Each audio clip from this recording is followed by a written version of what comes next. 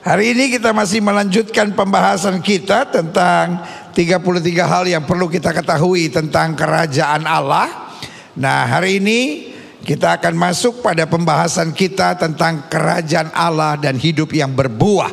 Sama-sama bilang sama saya, kerajaan Allah dan hidup yang berbuah. Saya percaya kerajaan Allah ada di dalam kita. Yang setuju sama saya taruh tangan kanan surah di dada dan bilang kerajaan Allah ada di dalam hidup saya. Karena hidup Kristen bukan sekedar kita menuju sorga, tapi hidup Kristen dalam perjalanan kita menuju sorga, kerajaan Allah ada dalam hati kita. Karena ada kerajaan Allah berarti ada kemenangan, ada kepastian, ada kekuatan, ada sukacita, ada damai sejahtera. Nah, dalam pembahasan ke-6 ini kita sedang belajar membahas tentang kerajaan Allah dan hidup yang berbuah.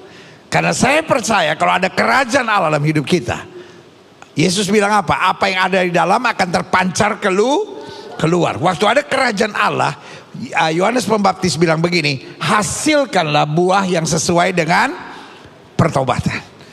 Kalau kita menyebut diri kita orang Kristen, tapi buah yang keluar kepahitan, kebencian, makian, pemberontakan, kekecewaan, saya khawatir kita hanya menuju sorga, tetapi kerajaan Allah tidak ada dalam hidup kita. Jelas? Tapi waktu ada kerajaan Allah di dalam hidup kita, maka buah yang keluar damai, kasih, sukacita, kemenangan, kemuliaan, dan hal-hal yang luar biasa. Berikan tepuk tangan yang meriah. Nah, dalam pembahasan ke-6 kita, waktu kita sedang bicara tentang kerajaan Allah dan hidup berbuah, kita mau sama-sama lihat perumpamaan tentang penggarap-penggarap kebun anggur. Klik Matius 21 ayat 33 sampai 43. Di bawah judul perikop perumpamaan penggarap-penggarap kebun anggur. Ayat 33 bilang begini. Dengarkanlah satu perumpamaan yang lain. Ada seorang tuan tanah membuka kebun anggur dan menanam pagar sekelilingnya. Ia menggali lubang tempat memeras anggur dan mendirikan menara jaga dalam kebun itu. Kemudian ia menyewakan kebun itu kepada penggarap-penggarap, lalu apa? Berangkat ke negara lain. Nah, saya ingin sudah punya gambaran yang jelas dulu tentang perumpamaan ini. Jadi ada seorang yang punya tanah, lalu dia menyediakan segala-galanya. Sama-sama bilang sama saya, menyediakan segala-galanya.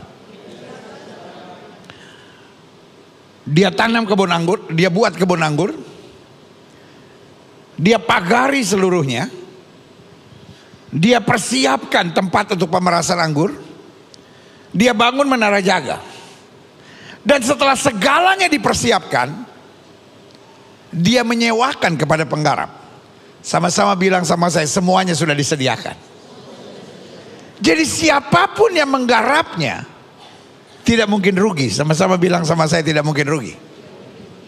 Lalu kemudian dia pergi dan dia percayakan semuanya kepada penggarap-penggarapnya. Lihat apa yang terjadi kemudian. Ketika hampir tiba musim petik, ia menyuruh hamba-hambanya kepada penggarap-penggarap itu untuk menerima hasil yang menjadi bagiannya. Tadi saya sudah bilang tidak mungkin rugi. Kenapa tidak mungkin rugi? Karena semuanya sudah disediakan.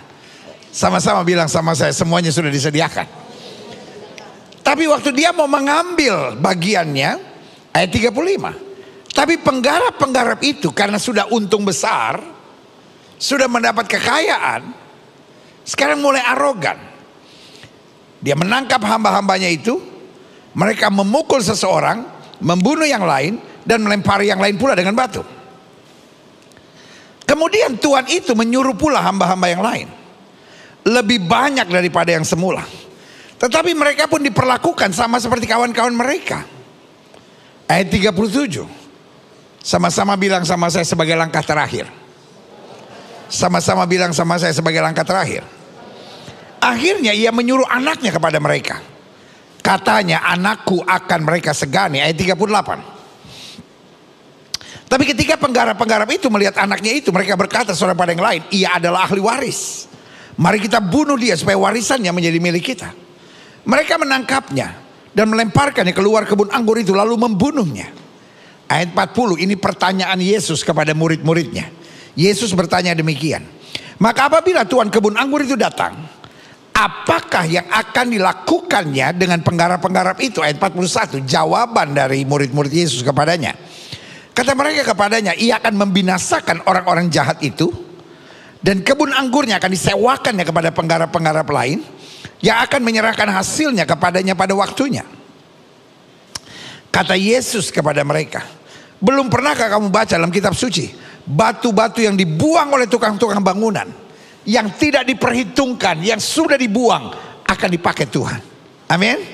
Ayat ini bilang apa? Batu yang dibuang oleh tukang-tukang bangunan telah menjadi batu penjuru. Sesuatu yang terbuang, sesuatu yang tidak dianggap, menjadi sesuatu yang berarti dan luar biasa. Amin. Hal itu terjadi dari pihak Tuhan. Satu perbuatan ajaib di mata kita, yang buat kita mustahil, tapi buat Tuhan dahsyat. Amin. Ayat 40, sebab itu aku berkata kepadamu, bahwa kerajaan Allah akan diambil daripadamu. Ini Yesus sedang bicara kepada orang Yahudi. Kerajaan Allah akan diambil daripadamu dan akan diberikan kepada suatu bangsa yang akan menghasilkan buah kerajaan itu. Bangsa yang tadinya tidak diperhitungkan, bangsa yang tidak dianggap, bangsa yang dianggap terbuang. Tetapi ketika Tuhan lihat siap untuk mengeluarkan buah kerajaan, maka kerajaan Allah diberikan. Nah, kalau saudara tanya sama saya, gambaran apa? Ini gambaran Tuhan sedang menjelaskan kepada orang Yahudi bahwa mereka adalah bangsa pilihan. Mereka dipilih bukan karena hebat, mereka dipilih bukan karena sesuatu yang lebih, tapi mereka perlu dipilih supaya lewat mereka Tuhan dapat menyelamatkan bangsa-bangsa. Tapi apa yang terjadi ketika mereka dipilih Tuhan? Mungkin sebagian saudara bilang, enak aja ya Israel dipilih oleh Tuhan. Tapi tahukah saudara, kepada yang diberi banyak juga dituntut banyak. Makanya kalau saudara lihat, Israel adalah negeri yang diberkati Tuhan, amin. Tapi Israel juga negeri yang paling banyak melewati proses Tuhan. Betul? Bahkan sampai puncaknya ketika zaman Holocaust, 6 juta orang Yahudi dibantai. Dan apa yang terjadi? Waktu Tuhan memilih mereka, Tuhan mengirim raja, Tuhan mengirim hakim. Tapi mereka mengeraskan hati, mereka menolak. Lalu Tuhan mengirimkan nabi-nabi. Tapi Alkitab berkata mereka membunuh para nabi. Makanya kalau saudara lihat waktu Yesus menangisi kota Yerusalem, apa yang Yesus katakan? Yerusalem, Yerusalem, engkau yang telah membunuh nabi dan melemparinya dengan batu. Raja, hakim tidak diterima. Para nabi dibunuh. Akhirnya jalan terakhir Tuhan, Allah mengorbankan anaknya demi kepentingan manusia. Tapi apa yang terjadi? Orang berteriak, salibkan dia, salibkan dia, salibkan dia. Yesus dibunuh. Dan Alkitab berkata, kerajaan Allah diambil. Sehingga Alkitab bilang yang terdahulu akan jadi terkemudian. Kita yang tadinya bangsa kafir, kita yang tadinya ditolak, kita yang tadinya dibuang, melalui salib Alkitab berkata Yesus menjadi kutuk supaya setiap orang yang terkutuk dapat menerima berkat Abraham yang luar biasa. Berikan tepuk tangan yang meriah. Jelas? Syaratnya cuma satu. Kerajaan Allah diambil, diberikan kepada satu bangsa yang tadinya tidak diperhitungkan, yang tadinya ditolak, yang adalah batu yang dibuang oleh tukang-tukang batu, tapi yang bisa menghasilkan buah. Itu sebabnya berita Yohanes Pembaptis berkata, hasilkanlah buah yang sesuai dengan pertobatan. Waktu kerajaan Allah pada kita, otomatis kita mengeluarkan buah. Berikan tepuk tangan yang meriah buat Tuhan. Nah, saya simpulkan demikian. Berbuah adalah bagian penting dalam kerajaan Allah. Sama-sama bilang sama saya, bagian yang tak terpisahkan. Karena berbuah bukanlah sekadar permohonan Tuhan. Tuhan bukan memohon dan berkata, please berbuah dong, please deh. No. Tapi berbuah adalah perintah Tuhan. Sama-sama bilang sama saya, perintah Tuhan. Berbuah bukan pilihan. Ya pokoknya kita dalam hidup Kristen ya bisa berbuah, bisa enggak, ya nanti lihat aja nanti. No. Tapi berbuah adalah perintah Tuhan. Perintah berarti saya harus ikuti. Bu, kalau mertua perintahkan sesuatu, ibu kerjain nggak, Bu?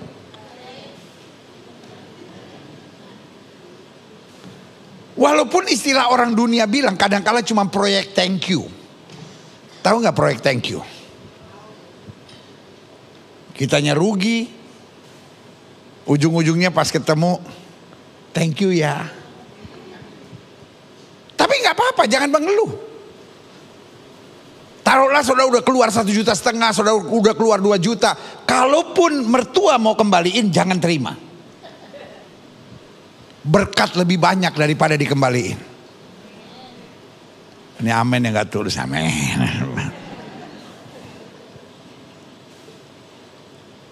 Jadi walaupun saudara udah korban, kalau mertua mau kembaliin, jangan. Berkat Tuhan lebih banyak. Kalau sampai kau didoain mertua, sorga goncang. Sorga bilang jarang nih mertua sampai doain menantunya. Langsung Tuhan bilang, cut! Maksudnya malaikat. Ini kasih berkat yang luar biasa ini. Pak, kalau mertua perintah sesuatu, Bapak kerjakan gak, Pak? Walaupun itu hanya proyek thank you. Artinya ujung-ujungnya nih kita udah susah payah nih, dia cuma tersenyum gini. Thank you ya. Gak apa-apa. Senyum mertua adalah tempik sorak sorgawi yang luar biasa. Kalau mertua saja perintah, kita kerjakan. Apalagi Tuhan.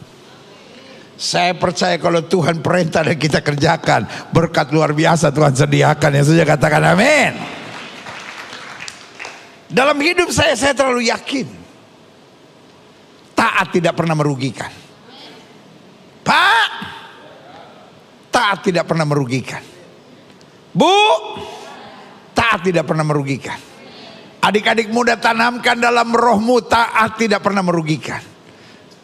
Walaupun taat kadang-kala berat, walaupun taat kadang-kala mendatangkan air mata tumpah, walaupun taat kadang-kala melalui perjuangan yang tidak ringan, tapi saya mau bilang kita tidak pernah menyesal kita taat, karena kita selalu melihat anugerah yang luar biasa Tuhan sediakan. Yang setuju katakan amin. Karena berbuah adalah perintah. Waktu saya melakukannya, saya melihat anugerah dicurahkan. Tapi sebaliknya, karena taat adalah, karena berbuah adalah perintah. Kalau saya tidak melakukannya, saya akan mendapatkan hukuman. Betul? Karena perintah tidak ada pilihan apakah saya bisa melakukan atau tidak melakukan. Makanya saya catat di sini. Berbuah adalah bagian penting dalam kerajaan Allah. Karena berbuah bukanlah sekedar permohonan Tuhan, namun perintah Tuhan yang berakibat apa? Ada hukuman, ada teguran Tuhan, ada korektif, dan ada punishment dari Tuhan. Makanya lagu sekolah minggu bilang, Yesus pokok dan kitalah carangnya, tinggallah di dalam Dia. Yesus pokok dan kitalah carangnya, tinggallah di dalam Dia. Yesus pokok dan kitalah carangnya, tinggallah di dalam Dia. Insya Allah kau akan, no insya Allah, pasti.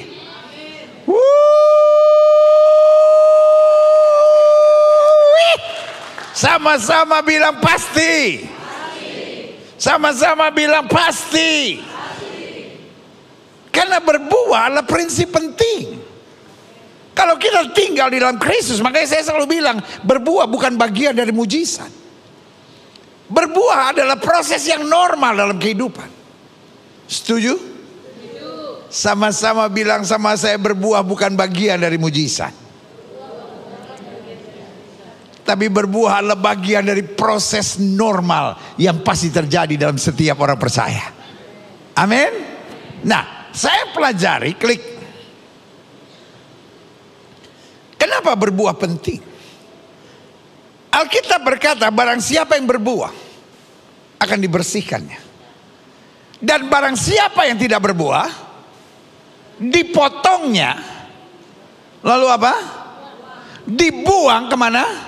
Ke dalam api. Nah, ini yang kadang-kala gak banyak dibahas di dalam gereja. Bahwa orang yang tidak berbuah tidak mungkin masuk surga. Ada banyak orang pikir berbuah sekedar option. Kalau kita bisa berbuah, it's good. Kalau kita tidak bisa berbuah, it's okay. Tapi Alkitab bilang, barang siapa yang tidak berbuah apa? Dipotongnya dan dibuang ke dalam api. Bu, ibu rumah tangga harus berbuah. Setiap polisi dan tentara engkau harus berbuah. Setiap politisi engkau harus berbuah. Setiap pengusaha, setiap pedagang harus berbuah. Setiap pegawai kantoran, setiap ASN harus berbuah. Setiap kaum profesi, dokter kah saudara, sarjana hukum kah saudara, engkau harus berbuah. Setiap remaja dan orang-orang muda, saudara pelajar kah, saudara mahasiswa kah, saudara karyawan kah, engkau harus berbuah. Sama-sama bilang sama saya, harus berbuah. Karena kalau kita tidak berbuah, kata Alkitab, kita dilemparkan ke dalam api dan lalu dibakar. Lalu pertanyaan kita, kalau begitu kenapa pentingnya kita harus berbuah? Yang pertama saya belajari, karena berbuah adalah tanda, berbuah adalah measurement bahwa kita adalah warga kerajaan Allah yang melekat pada Kristus. Kalau kita melekat pada Kristus, kita pasti berbuah. Sama-sama bilang sama saya, pasti berbuah. Pertanyaan saya, kalau kita masuk gereja, kita pasti berbuah enggak? Harus ada tandanya. Makanya pentingnya kita harus berbuah. Berarti kalau kita nggak berbuah, kita nggak melekat pada Kristus. Sama seperti saya tanya sama saudara, orang masuk kamar mandi pasti mandi nggak? Orang masuk kamar mandi pasti mandi nggak? Ada yang namanya MK, mandi koboi. Tahu mandi koboi? 2 jari, celup, tarik, zat. DP keberen memang hilang. Tahu keberen apa? Belek. DP keberen memang hilang. DP belek memang hilang. Mar DP bawa ketek masih ada. Ini orang tiap pagi masuk kamar mandi, mar DP bawa ketek, makin hari makin parah. Karena dia masuk kamar mandi tapi tidak. Kapan kita tahu dia mandi? Ada tandanya, ada measurementnya. 1, basah dia. 2, mulai wangi. Betul? Nah, ini artinya dia mandi. Ada banyak orang di gereja belum tentu melekat pada Kristus.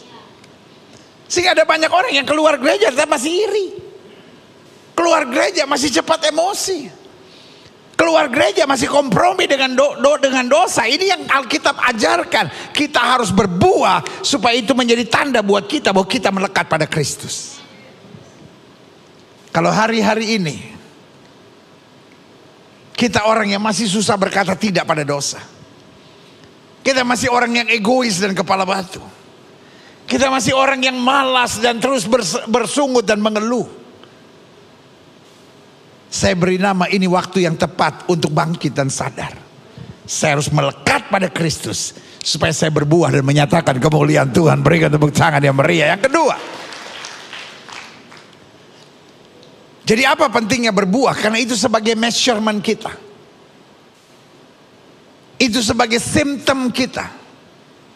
Sudahkah saya melekat pada Kristus?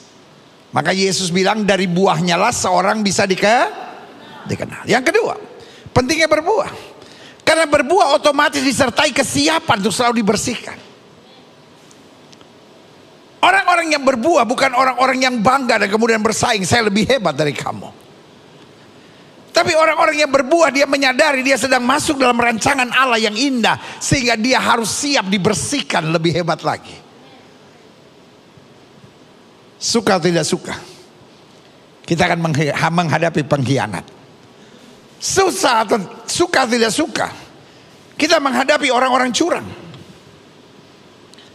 Suka atau tidak suka, kita akan mengalami badai kehidupan. Tapi semuanya membuat kita berbuah lebih lebat lagi. Yang setuju sama saya angkat tangan, bilang saya siap dibersihkan. Segala sesuatu yang sifatnya dibersihkan,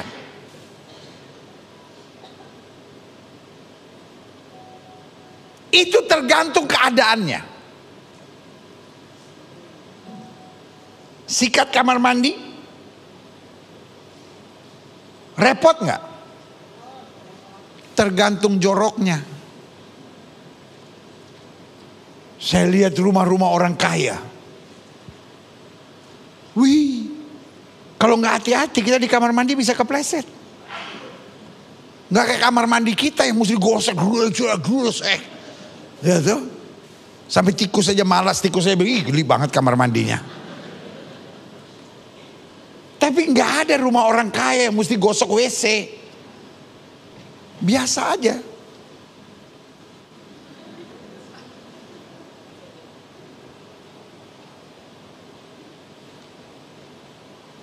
Makin bersih hidup kita, makin gampang dibersihkannya.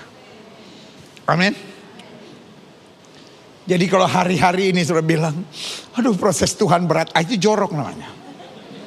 Tapi nggak apa-apa, ikutin aja. Sebab kenapa Tuhan bersihkan kita? Supaya lebih lebat buahnya, sehingga hidup kita menjadi kemuliaan Kristus. Berikan tepuk tangan yang meriah. Yang ketiga, kenapa pentingnya berbuah? Karena berbuah menuntun kehidupan kita berkualitas dan bermanfaat. Berbuah tidak menguntungkan Tuhan, tapi menguntungkan kita.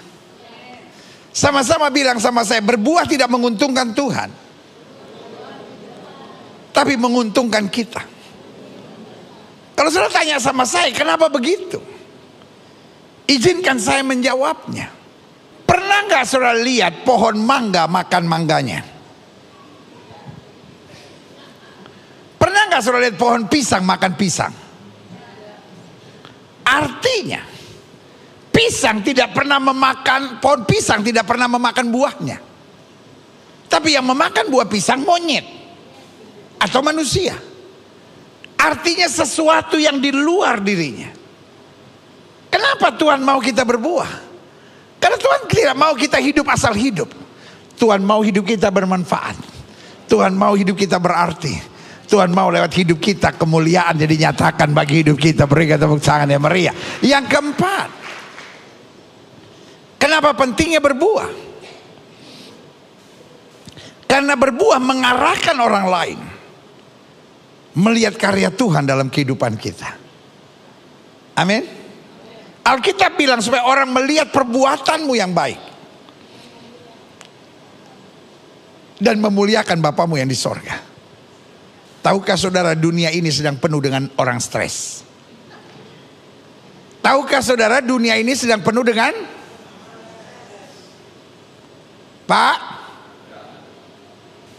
Pak, istrimu stres nggak? Kayaknya dia udah sampai kepukul di otak meneta. Bu, suamimu stres nggak? Tahu semenjak kawin sama saya kayaknya dia stres meneta. Jarang pulang. Kalau terima telepon juga nggak jelas. Telepon kalau dipegang ngamuk sendiri. Kayak orang stres dia. Tapi memang kalau nanya sama bapak-bapak sama ibu-ibu suka kadang-kadang gak jujur. Banyak yang ditutupi. Mendingan saya nanya sama anak-anak muda. Anak-anak muda yang saya sayang dalam kasih Kristus. Mama papa kalian stres nggak? Stres berat, stres berat. Kayaknya resepnya juga udah habis tuh, pendeta udah lama nggak minum obat. Dunia ini makin banyak orang apa? Stres. Tugas kita bukan untuk menghakimi. Tugas kita bukan untuk menghina. Tugas kita bukan menertawakan. Tugas kita berbuah dan menjadi terang. Kalau cuman menghina, kalau cuman ngomongin, kalau cuman menghakimi, semua juga bisa. Tapi anak-anak Tuhan berbeda. Sama-sama bilang anak-anak Tuhan berbeda. Sama-sama bilang anak-anak Tuhan berbeda. Karena anak Tuhan memberi solusi. Doa saya, Jemaat Tuhan Gereja Bethel Indonesia Glow Fellowship Center, serah berbuah lebat. Orang-orang yang stres, orang-orang yang mengecewakan, orang-orang yang penuh jiwa pengkhianatan, orang-orang yang terluka, ketika berjumpa dengan engkau kuatkan, engkau arahkan, engkau tuntun, dan engkau nyatakan kasih Tuhan dan hidupnya dijamah Tuhan dengan kuasanya yang luar biasa. Berikan tepuk tangan yang meriah buat Tuhan. Taruh tangan kanan saudara di dada, sama-sama bilang saya harus jadi jawaban. Anak Tuhan jangan suka menghakimi orang. Anak Tuhan jangan suka menghina orang. Orang segila apapun, orang seaneh apapun, hati sudah cuma sederhana. Inilah dunia, sedang banyak orang stres. Dan kalau anak Tuhan ikut stres, hancur dunia ini. Alkitab saya bilang dengan sangat rindu seluruh umat menantikan saat anak Allah dinyatakan. Haleluya. Saya simpulkan demikian. Klik. Bagaimana memiliki kehidupan yang berbuah? Kehidupan yang berbuah bukan insya Allah. Kehidupan yang berbuah bukan nanti coba kita lihat. Tapi kehidupan yang berbuah adalah kepastian. Sama-sama bilang sama saya kepastian. Saya coba simpulkan bagaimana memiliki kehidupan yang berbuah. Satu, kehidupan kita pasti berbuah. Sama-sama bilang sama saya pasti berbuah. Jika kita rendah hati, sehingga ada kerinduan untuk selalu mau jadi saksi Tuhan. Kenapa kita bisa rendah hati? Karena kita sadar kita ini hanyalah orang-orang yang menerima anugerah. Sama-sama bilang saya menerima anugerah. Saudara-saudara yang ada di rumah, ketik live chat saudara, saya menerima anugerah. Yes, sama-sama bilang sama saya menerima anugerah. Jadi kita nggak ada yang bisa kita sombongkan. Kenapa kerajaan Allah diambil dari bangsa Israel? Karena mereka jadi sombong. Karena mereka jadi tinggi hati. Karena mereka jadi arogan. Karena mereka pikir semua karena mereka. Tapi kita sebaliknya.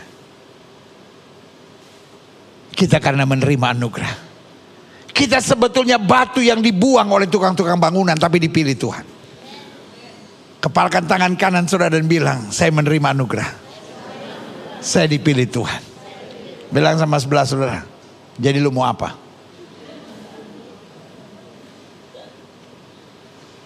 Iya dah. Orang mau ngomongin kita, orang mau fitnah kita, gak usah klarifikasi. Sama-sama bilang, saya gak punya waktu untuk klarifikasi. Sama-sama bilang, saya tidak punya waktu klarifikasi. Saya sibuk mensyukuri kasih Tuhan yang dahsyat dan luar biasa dalam hidup saya. Setuju katakan amin. Yang kedua saya pelajari, bagaimana kita memiliki kehidupan yang berbuah. Selama kita sombong, kita nggak bisa berbuah. Selama kita sombong, kita nyusahin orang. Selama kita sombong, kita jadi batu sandungan buat orang. Tapi selama kita rendah hati, hidup kita berbuah. Yang kedua, kehidupan kita pasti berbuah jika kita hidup dalam firman Tuhan. Sehingga ada rasa malu jika kita masih hidup duniawi. Firman Tuhan adalah cermin. Sama-sama bilang sama saya, firman Tuhan adalah cermin.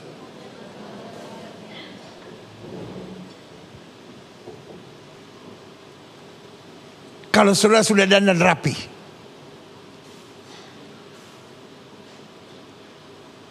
tiba-tiba waktu saudara tertawa, ada bekas cabai di gigi.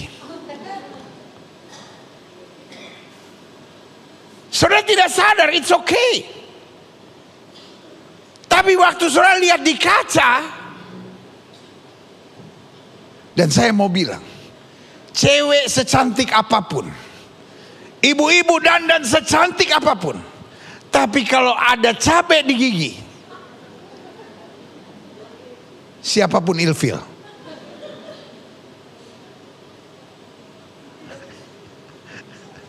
Betul? Dan engkau tidak sadar. Waktu engkau lihat cermin baru kau sadar, yo, cabai di gigi. Yang timbul rasa apa? Malu. Orang kalau bergaul sama firman Tuhan, dia punya rasa malu. Dia ingat Yesus mati bagi dia, korbankan nyawanya, korbankan segala-galanya. Terus kita cuman karena persoalan kecil bersungut, kita karena persoalan kecil mengeluh, kita karena persoalan kecil bilang gak kuat Tuhan, saya capek ngadepinnya semua, saya gak kuat. Minimal kita masih punya rasa malu. Ya ampun, yang saya alami gak ada apa-apanya dibanding kasih Tuhan. Biarlah Tuhan apapun yang terjadi, memandang anugerah-Mu, aku melakukannya dengan sukacita karena Tuhan sumber kekuatanku. Saya khawatir banyak orang Kristen hari-hari ini gak tahu malu. Tuhan sudah begitu baik sama kita, masih kita bersungut, masih kita mengeluh, masih kita apa-apa kepahitan, masih kita apa-apa kecewa, masih apa-apa kita mencari alasan. Minimal kita punya rasa malu.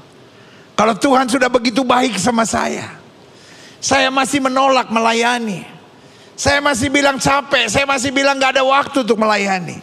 Minimal kita punya rasa malu. Berkat Tuhan luar biasa, terus kita apa-apa hitung-hitungan gitu sama Tuhan. Ya Tuhan, Tuhan gak pernah hitung-hitungan sama saya. Dengan apakah aku balas kepada Tuhan segala kebaikannya? Saya mau melakukan segala-galanya dengan segenap hati saya yang setuju. Berikan tepuk tangan yang meriah. Pak, kalau kita anak Tuhan Yesus tapi rumah tangga kita ribut terus, minimal masih ada rasa malu. Kalau apa-apa saya mengeluh, kalau apa-apa saya kecewa, saya malu. Darah itu tertumpah, tubuh itu terpecah, masih juga saya main-main dengan dosa, masih juga saya gak tahu bersyukur. Tapi waktu saya bergaul dengan firman Tuhan, saya bilang, Tuhan, kalau saya gak hidup benar, kalau saya gak hidup sungguh-sungguh, saya malu. Karena anugerah-Mu sungguh luar biasa dalam hidupku. Yang setuju katakan amin. Yang ketiga, bagaimana memiliki kehidupan yang berbuah? Kehidupan kita pasti berbuah jika kita siap mengerjakan tanggung jawab kita dengan sukacita, sehingga kita tidak jemu-jemu untuk belajar dan terus berubah. Sama-sama bilang sama saya, kuncinya sukacita. Kalau hidup kita dasarnya sukacita, saya percaya hidup kita akan berbuah. Boleh gak sih hidup jangan apa-apa dibuat tegang gitu? Bilang sama sebelah saudara, enjoy. Pak, boleh gak hidup enjoy aja? Bu, boleh gak hidup tuh enjoy dikit gitu? Jangan apa-apa tegang gitu. Adik-adik muda, boleh gak hidup tuh dibuat asik gitu? Masalah selalu ada. Saudara jadi pengusaha ada masalahnya, tapi kan saudara yang memang pengen jadi pengusaha. Saudara jadi pejabat ada masalah, kan memang saudara pengen. Mau saya doain supaya diberhentiin? It's okay toh. Karena kita yakin ujung-ujungnya pasti ada mujizat buat kita. Jadi enjoy aja gitu. Mau ada masalah, mau ada persoalan, enjoy aja. Kita tahu ada pertolongan Tuhan. Saya baca Alkitab, saya jumpai seorang nabi namanya Elia. Satu kali Elia melihat ketidakberesan, dan dia tahu penyebab ketidakberesan ini adalah 450 nabi Baal dan 400 nabi Asyera. Dan dia santai aja. Dia jumpai 450 Nabi Baal, dia jumpai 400 Nabi Asyera, total 850. Ada 850 dukun, ada 850 paranormal yang dia hadapi. Kita satu aja stres. Kita lihat satu ya, darah.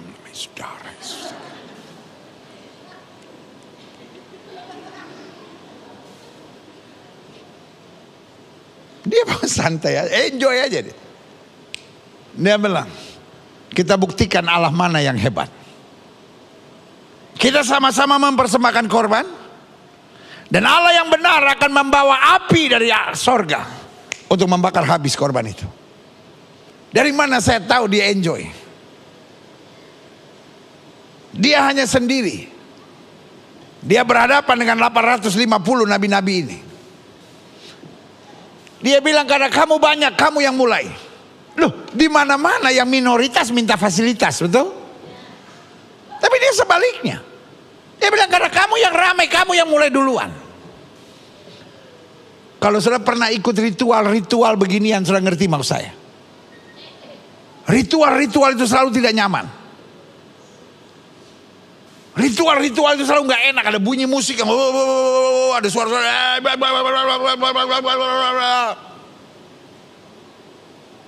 Alkitab tidak berkata, maka Elia totofore. Lalu dengan ketakutan dia menyanyi, berdiri mak bulu romaku.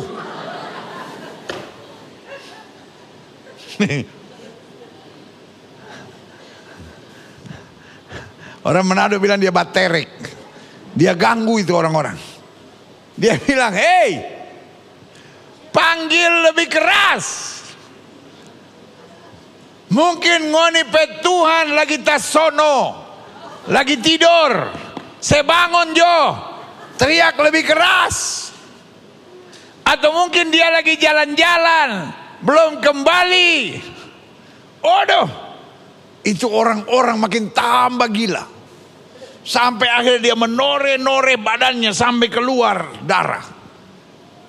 Dan tiba saatnya korban petang. Elia yang enjoy aja ini, dia bereskan mesbah. Karena mesbah udah berantakan, dia bereskan mesbah.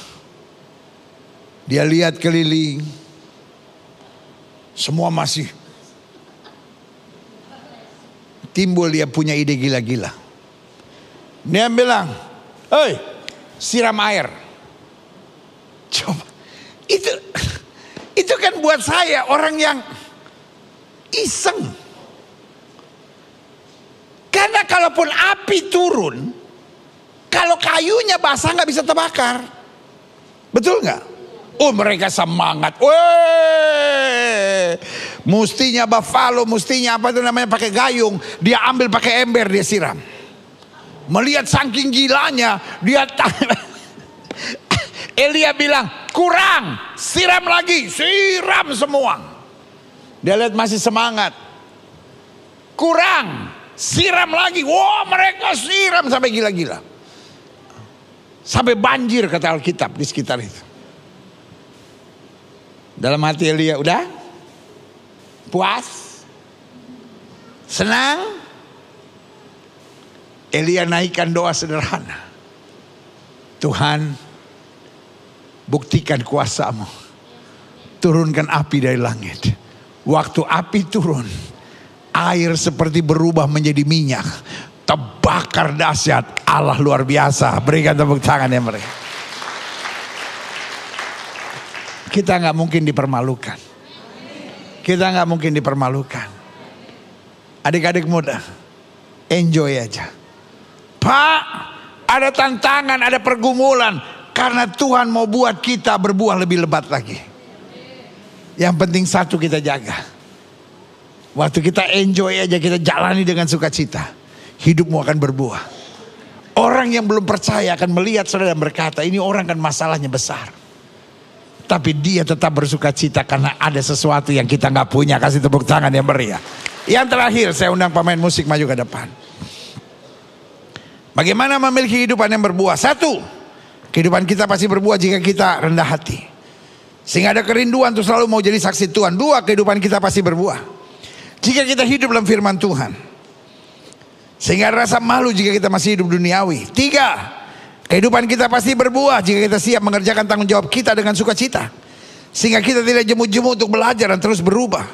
Dan yang keempat, kehidupan kita pasti berbuah jika kita dipimpin oleh Roh yang memberikan kita kekuatan untuk fokus pada rancangan-rancangan Allah yang besar melalui hidup kita. Kuncinya adalah fokus. Kuncinya adalah, kenapa orang keluar dari gereja? Karena fokusnya pada masalah.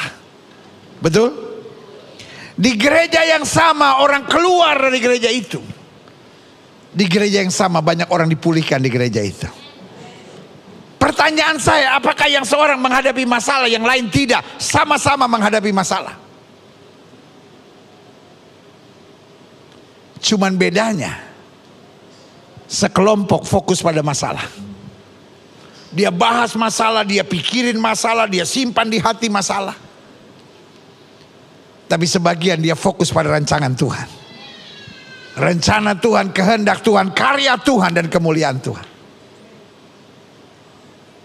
Kenapa orang bercerai? Karena dia fokus pada masalah. Dia fokus pada kekurangan istrinya, dia fokus pada kekurangan suaminya. Sehingga terus yang ada adalah keributan. Rumah tangga yang bahagia, pertanyaan saya, apakah karena gak ada masalah? Semua rumah tangga ada masalah, tapi fokusnya yang beda. Karena dia fokus pada kebaikan Tuhan, kedahsyatan Tuhan, hal-hal yang luar biasa. Masalah tidak penting buat dia. Sehingga saya tidak fokus pada masalah. Karena yang saya fokus pada kebaikan dan kasih Tuhan. Berarti hari ini kita sepakat. Berbuah bukan pilihan. Berbuah bukan permohonan. Berbuah perintah Tuhan. Dan waktu kita berbuah, kemuliaan Tuhan dinyatakan melalui hidup kita. Berikan tepuk tangan yang meriah. Saya undang kita semua bangkit berdiri. Yesus, ku bangga padamu. Yesus, kaulah harta kebanggaanku. Selamanya ku padamu. Kau segala-galanya. Kau segalanya di hidupku. Haleluya. Sama-sama Yesus ku bangga.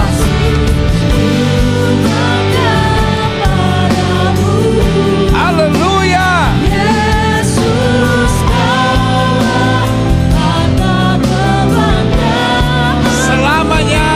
Selamanya ku padamu. Haleluya. Kau segalanya di hidupku. Musik main dengan sangat lembut. Setiap mata terpejam, setiap kepala tertunduk, setiap hati terangkat pada Tuhan. Firman Tuhan mengajar kepada kita, barang siapa yang berbuah akan dibersihkannya. Barang siapa yang tidak berbuah akan dipotong dan dilempar ke dalam api. Berbuah bukanlah sebuah pilihan, tapi berbuahlah perintah Tuhan. Menjalani perintah Tuhan tidak selamanya menyenangkan, tapi menjalani perintah Tuhan tidak pernah menyusahkan. Setiap kali kita menjalani perintah Tuhan, selalu yang ada adalah kemenangan, berkat, anugerah, dan kuasa Tuhan yang sempurna. Jika itu doamu hari ini, taruh tangan kananmu di dada. Atau mungkin hari ini kau berkata,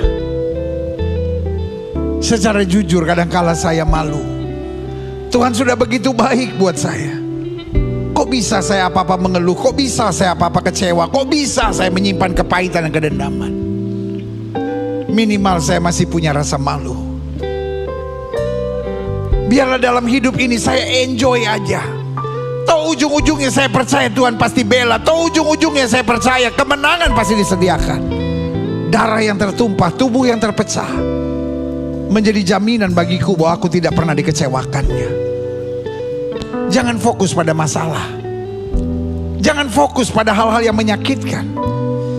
Jangan fokus pada tekanan dan kepahitan, tapi fokus pada anugerah dan kebaikan Tuhan. Maka hidupmu akan berbuah lebat. Jika itu doamu, taruh tangan kananmu di dada.